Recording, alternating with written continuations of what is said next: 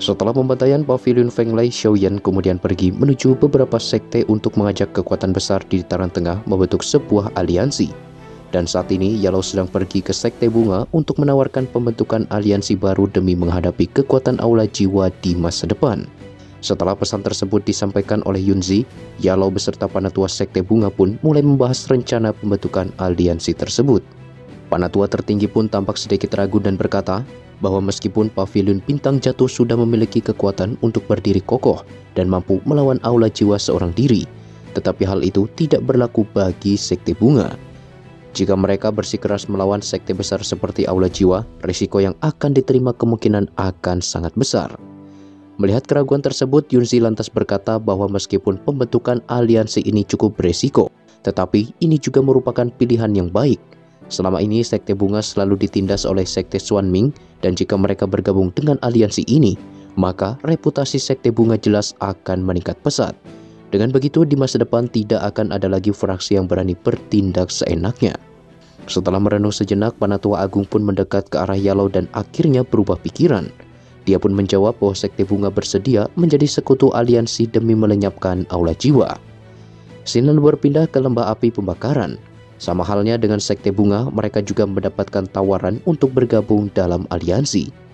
Setelah membaca pesan yang disampaikan, Tang Zhen dan juga Tang Huo'er pun tampak sangat terkejut ketika mengetahui peningkatan Xiaoyan yang telah mencapai ranah doseng. Mampu mendapat pencapaian semacam itu di usia yang begitu muda, menunjukkan seberapa besar bakat yang dimiliki pemuda tersebut. Singkat cerita, Xiaoyan, Tang Zhen, Tang Huo'er dan juga leluhur api pembakaran pun akhirnya tiba di aula pertemuan. Di situ Xiaoyan lantas menangkupkan kedua tangannya dan memulai diskusi. Pada dasarnya leluhur lembah api pembakaran cukup ragu untuk setuju dalam aliansi ini. Namun dikarenakan Xiaoyan berjanji akan membantu mengatasi permasalahan di tubuhnya, leluhur tersebut pun perlahan mulai berubah pikiran. Terlebih ketika Xiaoyan mengatakan bahwa dia tetap akan bersedia membantu meski lembah api pembakaran menolak untuk bergabung dalam aliansi. Setelah merenung sejenak, dia pun akhirnya menyetujui tawaran Xiaoyan sembari mengerahkan doki di dalam tubuhnya dan berkata, "Aku sangat ingin tahu apakah Dataran Tengah masih mengingat namaku sebagai leluhur Huayun." Singkat cerita, setelah lembah api pembakaran berhasil direkrut, target Xiaoyan selanjutnya adalah Menara Pil. Dalam perjalanan tersebut, Yellow memberitahu Xiaoyan bahwa Menara Pil selalu bersikap netral dan belum pernah sekalipun bergabung dengan fraksi manapun. Karena itulah peluang untuk merekrut mereka sangatlah kecil. Sesampainya di Menara Pil, 3 Panatua Agung pun muncul untuk menyambut Xiaoyan dan juga Yellow. Xuan Kongzi dan yang lain pun tampak bahagia ketika melihat Yellow berhasil dibangkitkan kembali. Setelah berpisah sekian lama, mereka kini akhirnya bisa berkumpul lagi. Xuan Kongzi yakin kedatangan mereka kali ini jelas bukan tanpa tujuan dan bertanya apakah ini semua berkaitan dengan hal-hal besar yang baru saja terjadi. Yellow pun membenarkan hal tersebut dan langsung memberitahu bahwa mereka berniat untuk membentuk sebuah aliansi. Mendengar hal itu, Xuan Kongzi pun merenung sejenak dan berkata bahwa seharusnya kau tahu betapa keras kepalanya orang tua itu. Yellow jelas mengerti bahwa ini tidaklah mudah, tetapi aula jiwa sudah terlalu kelewatan. Jika dibiarkan, mereka kemungkinan akan menjadi ancaman serius di masa mendatang. Xuan Kongzi pun menambahkan bahwa keputusan ini tergantung pada leluhur pendiri Menara Pil. Selama dia setuju, maka Menara Pil akan langsung bergabung dengan aliansi tanpa masalah sedikit pun. Tetapi jika dia menolak, maka harapan tersebut akan musnah sepenuhnya. Di samping itu, leluhur Menara Pil sendiri sangat suka bersenang-senang di dunia luar. Bahkan mereka bertiga hanya pernah bertemu 1 kali saja dengannya. Dan yang lebih penting, dia bukanlah seorang manusia, melainkan jelmaan dari pil obat kelas D yang sangat langka. Bahkan di zaman kuno, tidak ada seorang pun yang mampu memurnikannya. Xiaoyan pun terkejut, tidak disangka leluhur Menara Pil ternyata adalah sebuah pil tingkat 9 yang telah bermutasi. Xuan Kongzi pun melanjutkan bahwa masalah ini sangatlah sulit dikarenakan leluhur tersebut telah lama menghilang dan belum pernah muncul sampai sekarang. Oleh karena itu, semua keputusan saat ini dipegang oleh 10 dewan tertinggi Menara Pil melalui pemungutan suara. Dengan adanya kami bertiga, maka secara alami kau sudah memiliki 3 suara di Menara Pil. Meskipun begitu, Yellow pun kembali merenung, 3 suara jelas tidaklah cukup, terlebih para orang tua itu sangatlah sulit untuk diajak kerjasama. Xuan Kongzi pun menambahkan bahwa mereka sebenarnya masih memiliki sebuah harapan, di mana 2 Panatua Menara Pil lainnya juga memiliki dendam terhadap aula jiwa. Selama mereka berhasil meyakinkannya, maka dengan ini kelompok Xiaoyan akan mendapatkan 5 suara. Singkat cerita, Xuan Kongzi lantas membawa Xiaoyan dan juga Yalou menuju Menara Pil untuk menemui kedua panatua tersebut. Setelah tiba di aula pertemuan, salah satu panatua pun muncul dan mengamati kelompok Xiaoyan. Di masa lalu, dia sudah pernah bertemu dengan Yalou sehingga tidak begitu terkejut ketika melihatnya. Tetapi hal yang sangat menarik perhatiannya adalah pemuda berjubah hitam yang telah mencapai ranah Douseng di usia yang begitu muda. Nama panatua ini dikenal dengan sebutan Iblis Tua Hou. Dijelaskan bahwa panatua ini bertentangan keras dengan Yalou.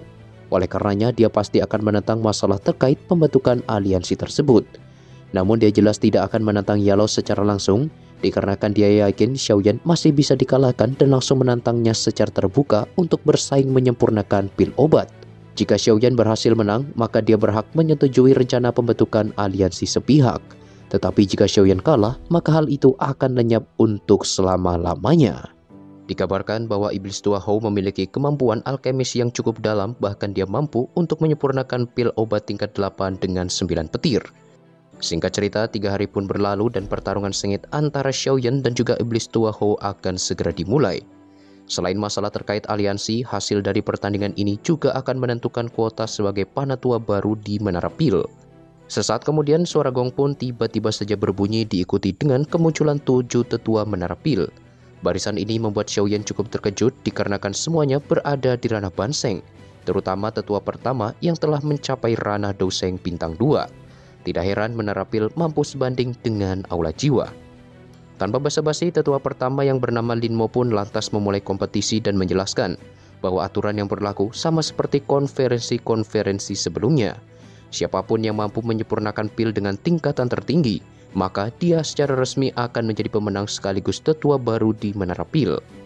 Para peserta pun seketika bersiap di posisi mereka masing-masing dan bergegas mengeluarkan tungku pembakaran untuk memulai proses pemurnian obat. Berbeda dengan yang lain, Xiaoyan membentuk kuali dengan mengandalkan api surgawi miliknya.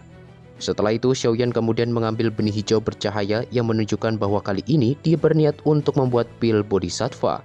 Sejauh yang diketahui oleh Xuan Kongzi, pil Bodhisattva paling tinggi berada di tingkat 8 dengan 9 petir, sehingga itu masih belum cukup jika ingin mengalahkan Iblis Tua Hou. Dengan kemampuan Xiaoyan sekarang, Xuan Kongzi merasa heran mengapa dia tidak menyempurnakan pil obat tingkat 9. Di lain sisi, Xiaoyan tampak menambahkan begitu banyak bahan obat dan langsung membakarnya di dalam kuali api surgawi. Hal ini secara alami membuat Xuan Kongzi kembali terkejut, dikarenakan bahan obat ini sudah melebihi kapasitas untuk membentuk pil Bodhisattva. Selain Xiaoyan, Iblis Tua Hou juga sangat menarik perhatian semua orang. Para penonton cukup yakin bahwa kompetisi ini akan dimenangkan olehnya. Baik dari sisi kemampuan maupun pengalaman, Iblis Tua Hou sangatlah mahir dan tidak perlu diragukan lagi. Meskipun begitu, tetua Lin Mo justru lebih tertarik dengan Xiaoyan dan merasa bahwa pemuda tersebut sepertinya akan memberikan sebuah kejutan besar dalam kompetisi kali ini. I know you told your friend you're not okay, and tell me what's wrong and why you never said you felt that way. And guess you're trying to stay strong and fake a smile until I look away.